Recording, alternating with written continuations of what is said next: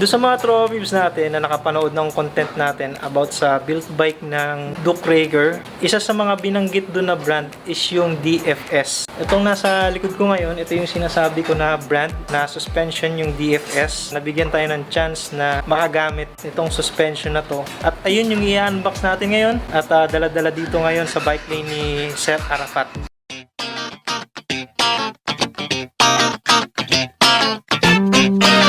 Sir, good morning po. Ayan. Ito yung i-unbox namin ngayon. Papakita namin sa inyo. So, bali kasi si Duke Rager, nakipag-collaborate siya sa DFS suspension.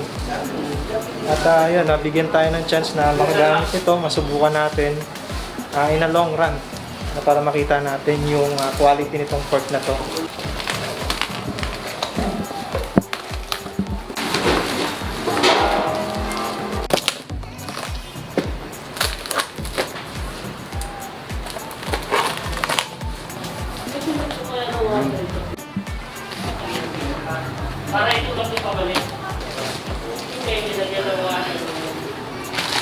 So, itong dalawa sir, parehas lang. So, ito lang yung labas natin. Kapag natin dito.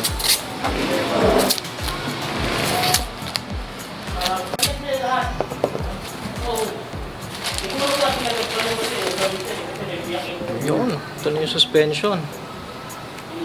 Gaan lang to eh. Alam mo yung... Ano to? Ay, sa remote. Oh, hindi, yung sa... Expander. Expander na... Ito yung remote niya.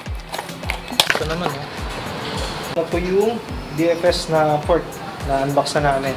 So, bago natin i-check to, bigyan lang namin kayo ng konting background dito sa DFS port. Bali, sir, yung DFS port is nag-start siya ng 2009, no? 2009. Tagal na rin sila in the industry. Nagsimula silang gumagawa ng fork sa mga motor, gano'n, no? Bago itong suspension ng bike. Bago yung suspension ng bike. Bale, yung suspension ng bike, nagawa sila yun, 2009 nagsimula. So, kaya 10 years mahigit na for suspension ng bike.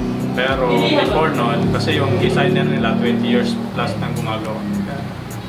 Yung iba na sa motor, sasakyan.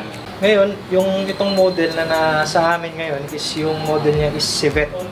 Bali, pangalawang model ito dun sa pinakamataas nila. Kasi yung pinakamataas nila, yun yung carbon na.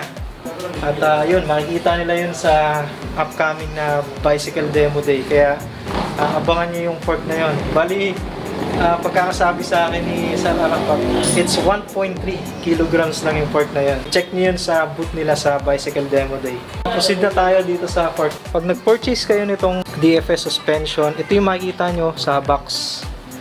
Ayan. Ito, mayroon sila ditong expander kung gusto nyo gumamit ng expander. Although hindi to carbon na fork, pero yung iba kasi gustong gumamit ito. Mas madali kasing tanggalin to compare dun sa flower na pinupukpok mismo dun sa steerer tube. Then, ito, yung remote mismo ng fork. Dahil itong fork na to na pinadala nila is remote lockout, di ba? And then, cable. At ito yung pinaka-lock para sa housing dito. Sa routing ng fork mismo.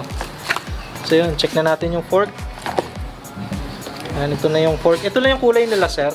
So, Actually, yung kulay nila, pagkakasabi sa atin, ito yung standard nila itim.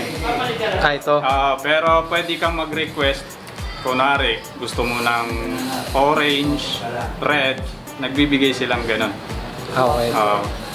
So, itong ngayon sa atin is black, yung lowers niya.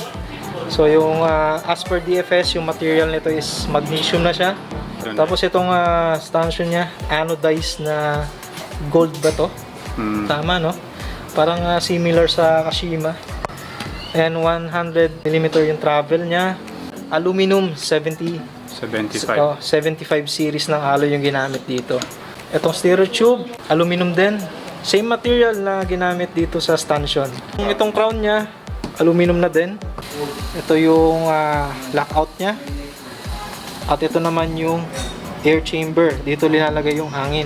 Itong fork na to is tapered. Yung dropout nito is 15 by 100 mm. Kagandahan dito guys sa fork na to, meron na siyang rebound. Mamaya kasi kakabit natin to dun sa bike ko. Tatry natin yung rebound niya. Check natin yung likod. Ito yung intended use nakalagay. Nakalagay dito, used for cross country, all mountain. Bawal nga lang siya sa freeride, dirt jump at downhill. At dito naman yung equivalent ng hangin na ilalagay mo dito sa fork. Depende sa weight mo. So parang ito yung pinaka-guide. Dito mga stickers na parang Chinese hindi natin maintindihan. Yan yung sticker ng warranty. Parang ito, okay. Warranty. Ito daw yung sticker ng warranty. So may QR dyan, i-scan nyo lang. At mapupunta kayo mismo sa warranty site nila. Ilang years ba yung warranty nito, folks? 2 years. 2 years warranty.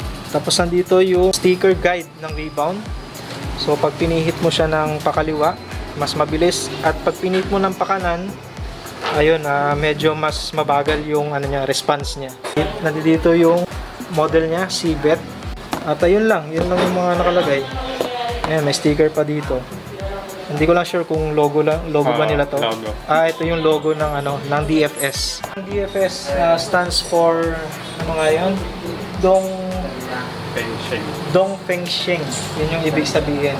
I don't know kung pangalan mismo yun ng tao or pangalan ng company nila. Pero yun yung nakalagay dito na ibig sabihin ng DFS. Ito palang fork na to mga guys, makikita nyo ito sa Philippine Bicycle Demo Day as display nila kung gusto nyo lang makita. Pero for now, hindi pa sila nagbebenta nito. Medyo meron pang talk about sa collaboration nito for Juke. So yun, pina-finalize na lang and sooner magbebenta din naman sila nito. Abangan nyo na lang. Yung unang model, yun, nabanggit ko na nung una, yung carbon nila, naabangan nyo sa Bicycle Demo Day. Ito yung pangalawa, yung Cbet. Tapos yung pangatlo, Yung okay, ito pala yung pangatlo, yung napag-usapan natin sa content natin na Duke Breaker na build. Yan. Ito yung pangatlong series ng fork. Ito yung nakakabit sa built bike ng Apex X3. Ito yung Cool. Yan yung model niya, Cool. Ito naman mas maliit guys yung stanchion niya. Bali 30 mm no. Yung pinakalas nito, ayun na yung talagang pang leisure biking lang. Medyo mababa. Coil spring no. Yun, coil spring siya, hindi siya air. Tapos yung lowers niya is steel. Ayun. So yun QR lang siya. Okay, tapos QR pa siya. Nakaset na sa 0. On off mo sir. Sige pa. Yan, okay na. Oh.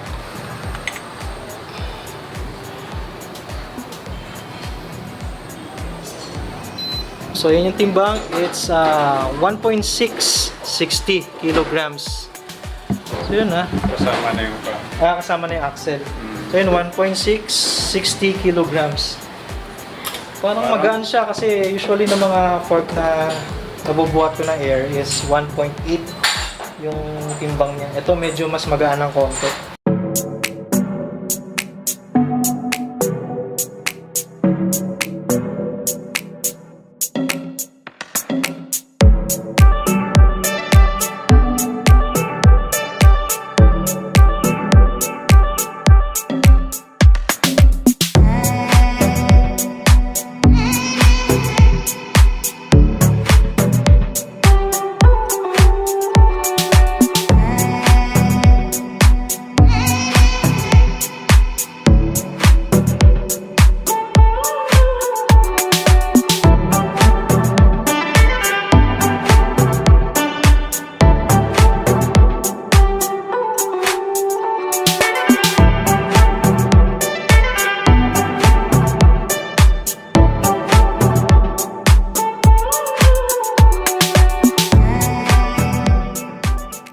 Nakakabit na natin yung fork. At ngayon naman, i-test natin ng konti yung rebound niya. So yan. Sa ngayon kasi, nakaset to sa pinaka-slowest. So yan, try natin. Yan, medyo mabagal yung balik niya, no? Okay, try naman natin siya dun sa medyo mas mabilis. So, i-adjust natin siya ng pakaliwa. So, isasagad natin. Yun. Medyo mas mabilis na ngayon yung balik niya pataas.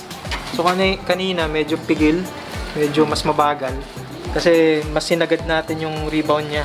So pag pinihit nyo kasi ito ng pakanan, makikita nyo dito, nakalagay kasi slow. So yun, mas mabagal yung balik nung yung play ng fork. Dito naman sa lock niya, tayo natin yan, lock natin. Tapos i-push nyo yung release. Gagawa na lang tayo ng separate na video na ginagamit natin to sa trail. Siyempre magtatanong kayo sa akin kung magandang klase nga ba tong fork na to. Sa ngayon hindi pa po natin masabi. Bali ito pinapatest pa lang sa atin. Then pag nagamit na natin to ng mga ilang buwan, i-update ko na lang kayo kung kamusta na nga ba itong fork na ginagamit natin. So yun mga Tropips, thank you po ulit sa panonood ng video natin. At sana nag-enjoy po kayo. Kita-kits po tayo sa mga susunod pa na video. Ride safe and God bless.